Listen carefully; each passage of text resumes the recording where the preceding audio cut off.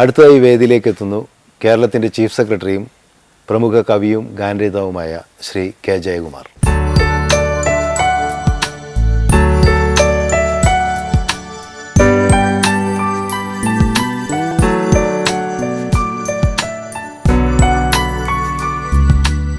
Sir നല്ല തിരക്കിൻ്റെ ഇടയിൽ നിന്നായിരിക്കും ഇപ്പോൾ ഈ പരിപാടിക്ക് വന്നിട്ടുണ്ടാവുക. അപ്പോൾ സാറിൻ്റെ കാര്യത്തിന് തിരക്കില്ല.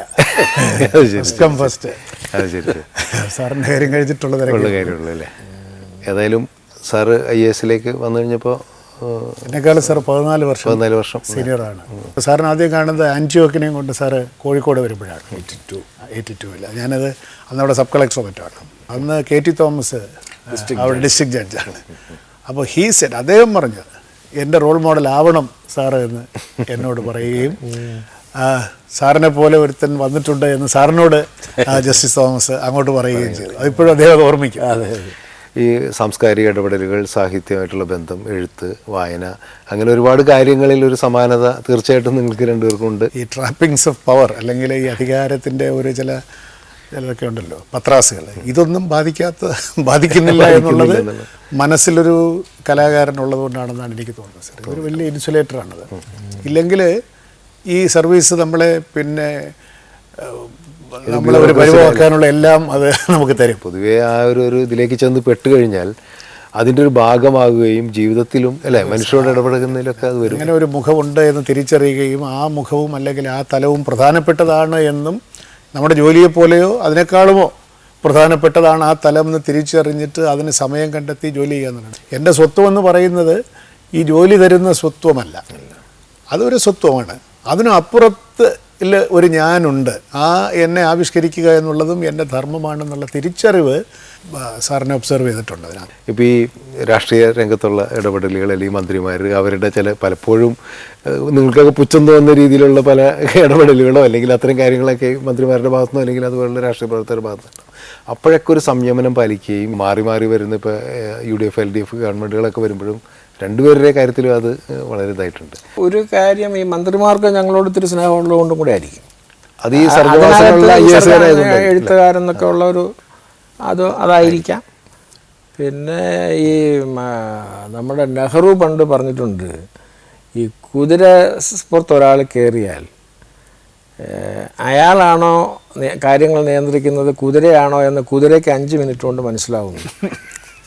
അപ്പം അത്രയും ബുദ്ധിയെങ്കിലും നമ്മുടെ മന്ത്രിമാർക്ക്. പിന്നെ കുറച്ചൊക്കെ നമ്മുടെ ഭാഗ്യമാണ് ജയൻ, ഈ വഴക്കുണ്ടാക്കുന്ന ഇനങ്ങളുടെ കൂടെ ചെന്ന് പെടാതിരിക്കുക എന്നുള്ളത്. ഓരോരുത്തരെ അളക്കാനുള്ളൊരു കഴിവ് പൊളിറ്റിക്കൽ ലീഡേഴ്സിനുള്ളതുപോലെ വേറെ ആർക്കുമില്ല. വിത്തിൻ മിനിറ്റ്സ്, നിമിഷങ്ങൾക്കുള്ളിൽ അവരൊരാളെ മനസ്സിലാക്കും. ഇയാൾ എന്താണ്, എങ്ങനെയുള്ള ഉദ്യോഗസ്ഥനാണ് എന്നുള്ളത്. നമ്മുടെ റെപ്യൂട്ടേഷൻ എന്ന് പറയുന്നത് നമുക്ക് മുമ്പിൽ എത്രയോ മുമ്പേ അവർക്ക് എത്തിക്കഴിയും. അതുകൊണ്ടാണ് ഇപ്പോൾ എൻ്റെ അടുത്തൊരു സമ്മർദ്ദവും ഇന്നുവരെ ഒരു കാര്യത്തിനും വന്നിട്ടില്ല. സാറിൻ്റെ അടുത്ത് വന്നിട്ടുണ്ടാവില്ല. കാരണം വന്നതോട് പ്രയോജനമില്ല. വരാതെ തന്നെ ചെയ്യേണ്ടതാണെങ്കിൽ നാളെ ചെയ്യേണ്ടത് ഇന്ന് തന്നെ നമ്മൾ ചെയ്തു കൊടുത്തിരിക്കും. ചെയ്യാൻ സന്തോഷമേ ഉള്ളൂ. പക്ഷേ ചെയ്യരുതാത്തതാണെങ്കിൽ നാളെയും ചെയ്യില്ല, മറ്റന്നാളും ചെയ്യില്ല. ഒരു മുഖ്യമന്ത്രിയോ ഒരു മന്ത്രിയോ ഈ 40 വർഷത്തെ എൻ്റെ സർവീസിലോ എൻ്റെ അറിവിൽ ജയൻ്റെ ഇതുവരെയുള്ള സർവീസിലോ ബഹുമാനത്തോടു കൂടിയല്ല നമ്മളോട് സംസാരിച്ചിട്ടില്ല. നമ്മളുടെ ഒരു ആറ്റിറ്റ്യൂഡിലും ഉണ്ടൊരു കാര്യം. ഇപ്പോൾ കമൽ അങ്ങനത്തെ സിനിമ ചെയ്തിട്ടില്ല.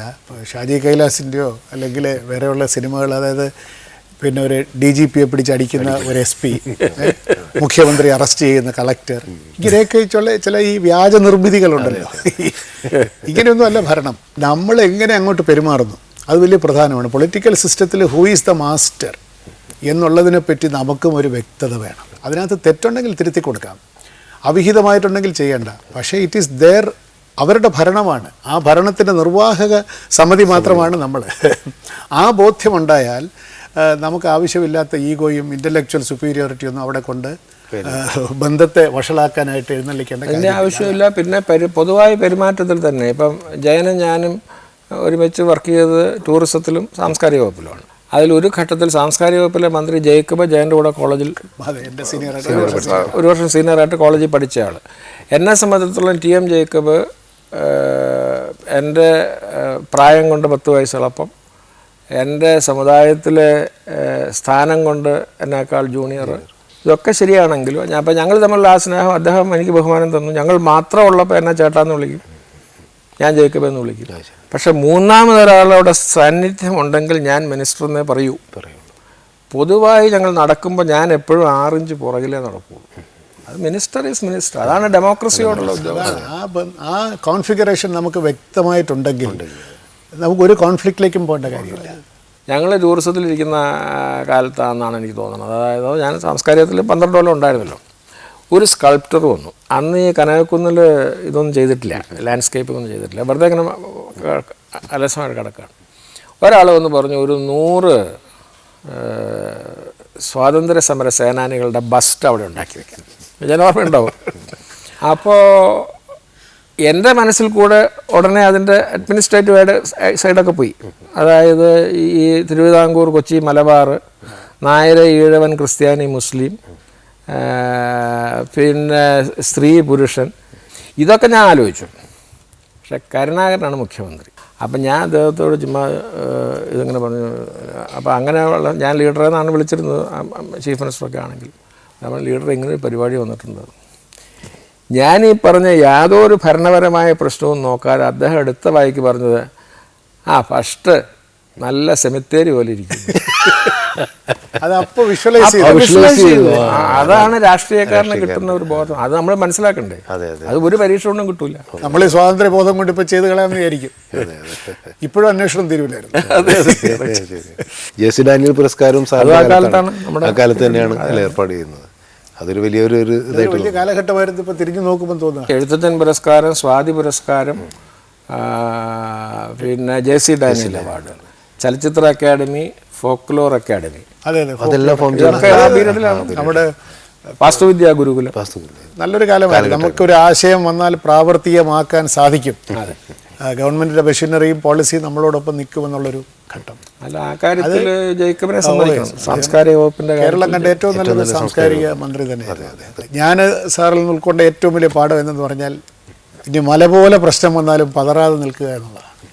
നമ്മളിലൊരു ഹ്യൂമർ, സെൻസ് ഓഫ് ഹ്യൂമർ ഉണ്ടായെങ്കിൽ ഇതൊക്കെ വന്നു പോകും, ഈ തിരയും വന്നു പോകും എന്ന് വിചാരിക്കാനുള്ള ഒരു കഴിവ്. പക്ഷെ ഞാൻ പറയാൻ വന്നതല്ല, സാറിനെ സംബന്ധിച്ച് ഈ ഫലിതമെന്ന് പറയുന്നൊരു കാമോഫ്ലാഷ് എന്ന് പറയില്ല നമ്മൾ, ഇതൊരു കവചം കൂടിയാണ്.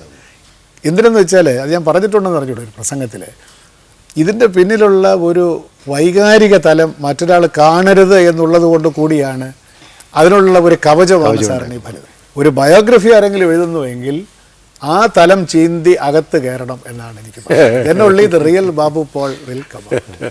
കാരണം ഇത് സാറ് ഫലിതത്തിലും അല്ലെങ്കിൽ ഒരു ജീവിതത്തിനോടുള്ള ഒരു കുറച്ചൊരു നിസ്സംഗത കലർന്ന താല്പര്യത്തിലുമൊക്കെ മറച്ചു വച്ചിരിക്കുന്ന വേറൊരു വ്യക്തിയുണ്ട് എന്ന് എനിക്ക് എന്നും തോന്നിയിട്ടുണ്ട്. കാരണം നമ്മൾ കലാകാരനായതുകൊണ്ട് ഒരാളുടെ കണ്ണിൽ നോക്കിയാൽ നമുക്കതറിയാം. കണ്ണിൽ നോക്കണം. അത് കണ്ടെത്തിയാൽ കമലിൻ്റെ ഈ പരിപാടിയും പൂർണ്ണമായി വിജയിക്കും. ഈ പരിപാടിയിൽ വരിക എന്നുള്ളത് എൻ്റെ ഒരു ആവശ്യവും എൻ്റെ ഒരു അനുഗ്രഹവുമായിരുന്നു. പ്രത്യേകിച്ച് ചീഫ് സെക്രട്ടറിയായിട്ട് ചാർജ് എടുത്തിട്ട് ഈ പരിപാടിയിൽ വന്ന് സാറിൻ്റെ അനുഗ്രഹം വാങ്ങുക എന്നുള്ളതാണ്. എഴുതാക്കാതിരിക്കാനുള്ള അനുവാദം ഉണ്ടല്ലോ.